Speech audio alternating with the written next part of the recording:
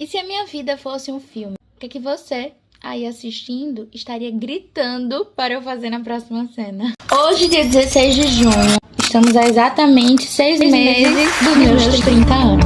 Meu de repente 30, né? Então eu decidi abrir aqui esse diário. Talvez no primeiro episódio da série E se a minha vida fosse de repente 30. Algo interessante, né? Nos filmes, séries, acho que até em músicas e livros, enfim, qualquer narrativa, qualquer obra artística que represente algo da realidade.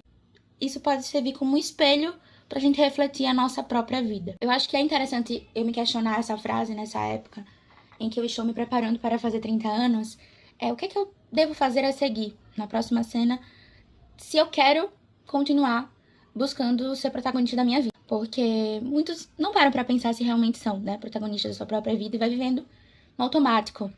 Eu decidi há muitos anos, na verdade, que eu tinha que buscar esse protagonismo. E aqui estou. E tem fases, né, na nossa vida, principalmente na vida adulta, que são marcos mesmo de amadurecimento e que a gente entra em contato com muitas mudanças. E para muitos, principalmente nas mulheres dos 30 anos, costuma ser também um marco interessante, né? Eu ora penso que os 30 anos ele é mais uma idade, mas outra hora penso que eu tô muito animada pros meus 30 anos, sabe? Tô muito feliz de chegar aos 30, com muitas coisas legais na minha vida, mas, claro, com muito ainda a ser vivido, muito ainda a ser construído, muito ainda a ser percorrido, muito ainda a ser amadurecido. Esses marcos, né, de amadurecimento, a gente chama na Jornada para Amadurecer, que é um método, né, de amadurecimento na vida adulta, a gente chama isso de ritos de passagem, quando a gente se compromete com alguma mudança necessária pra gente amadurecer e a gente passa por uma condição, uma situação. Os aniversários normalmente são ritos de passagem interessantes, que a gente sempre vai viver e que sempre me faz questionar como é que tem sido a minha vida até aqui e o que é que eu posso fazer a seguir. Algo muito que talvez passe pela cabeça das pessoas sobre os 30 anos é que, será que eu sou aquilo que eu deveria ser? Ou quando eu constato que, eu não sou aquilo que eu gostaria de ser, com essa idade e tal. Eu já me peguei pensando nisso, não agora, não com 29 anos, não às vésperas de 30 anos, mas há muito tempo atrás, há alguns anos atrás, quando eu me vi adulta e vi que a vida adulta não era nada do que a Juliana, de 13 anos, né, projetava, imaginava, sabe? É exatamente isso que De Repente 30 aborda, né? De Repente 30 é um filme muito clássico, emblemático. Qual mulher não fez 30 anos e não vai postar alguma coisa sobre De Repente 30? Mesmo que chame o seu próprio aniversário de Repente 30, que é o que eu também vou fazer. Ou até mesmo fazendo uma série de conteúdo sobre isso. A Jenna, protagonista do filme, ela começa com 13, prestes a completar 13 anos. E ela tem uma angústia, um drama. O drama daquela jovem ali, daquela criança, né? Saindo ali da infância, era que ela queria se sentir pertencente.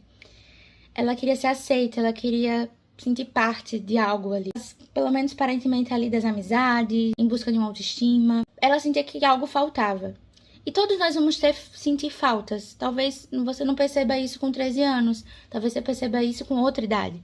Eu comecei a perceber minhas faltas também por volta dessas faixas de 13 anos. Foi os primeiros questionamentos existenciais de qual é a minha missão do mundo, o que Deus tem pra mim, começou com essa idade. Algo que a Jenna tem é olhar muito para aquilo que falta, para aquilo que ela sente falta, né? E o plot do filme não vai ser spoiler, porque, poxa, o filme tem mais de 20 anos, né? É que ela, na verdade, precisava valorizar aquilo que ela já tinha e não só olhar aquilo que faltava. E eu já me vi muito me pegando nisso, né? Eu acho que hoje eu não sinto uma frustração, eu não sinto um pesar com 30 anos. Pelo contrário, eu tô me sentindo entusiasmada a ponto de abrir a câmera e aqui conversar com vocês com os 30 anos, porque eu já passei por essa fase em que eu percebi, eu me dei conta de que eu tava olhando muito mais para aquilo que faltava na minha vida adulta ou na projeção de vida que eu tinha do que naquilo que eu já tenho, naquilo que eu já sou, naquilo que eu já faço, sabe? E eu acho que um grande obstáculo para o nosso protagonismo e o protagonismo da Jenna era a comparação com a vida de outras pessoas. A juventude da Jenna era ali no finalzinho dos anos 80, né, que é retratado no filme. Então lá, como ela se comparava?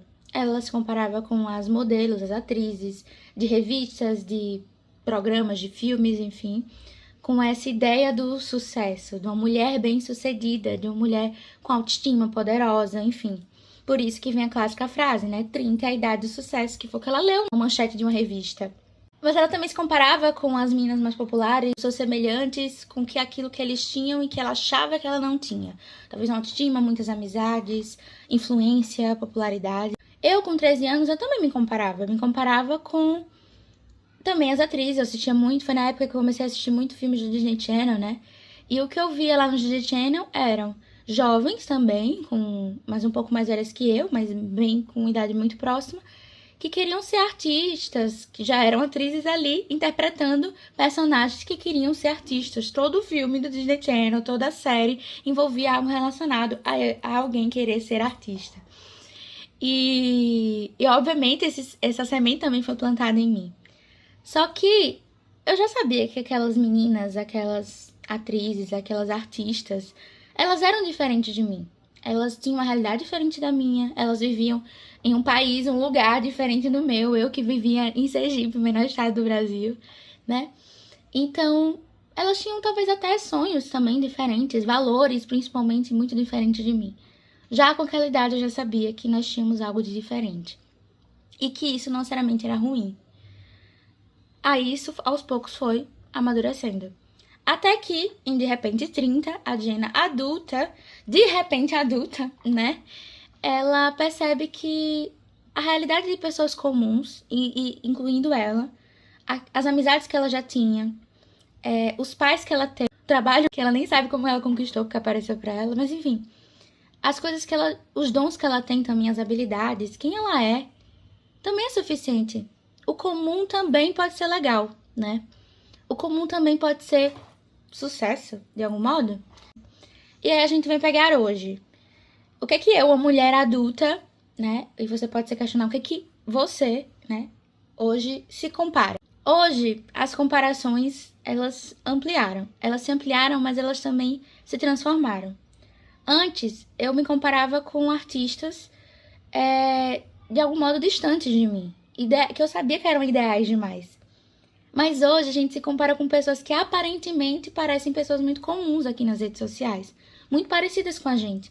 Mas ainda assim a gente se compara e acha que há um abismo de distância entre aquelas pessoas conseguiram ser e ter com o que eu sou e tenho.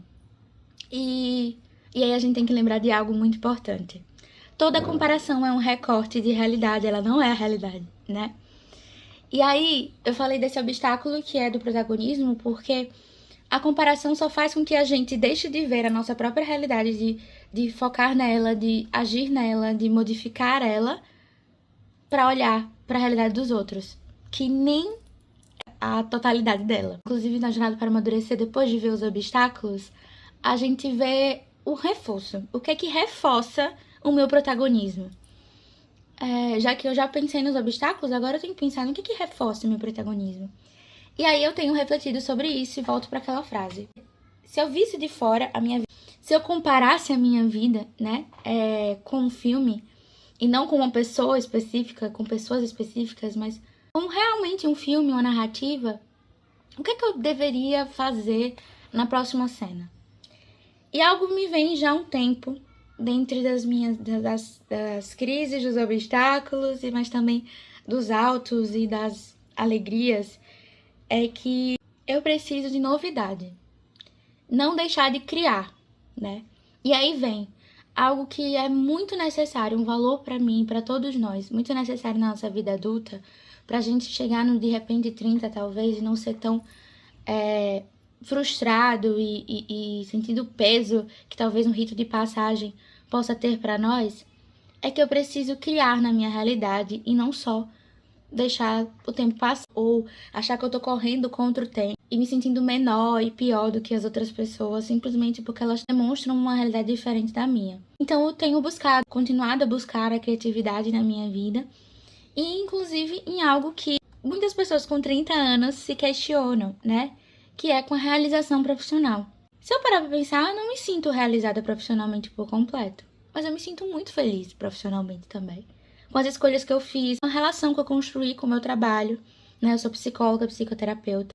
Mas eu quero fazer algo novo, sabe? Eu não quero ficar presa naquilo que eu já conheço e que sim, eu posso desenvolver, claro.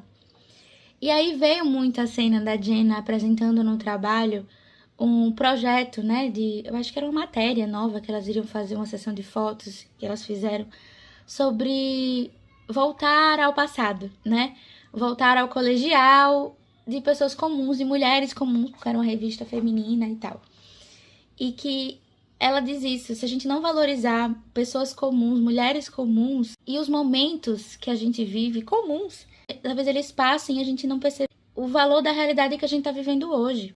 E isso me pegou muito, sempre me pega muito essa cena, porque eu acho que é muito real. Toda mudança na nossa vida é um convite pra gente valorizar aquilo que a gente já tem, sabe? Daquilo que a gente já é. E aí eu quero fazer isso em relação ao meu trabalho, só que criando algo novo naquilo que eu já tenho.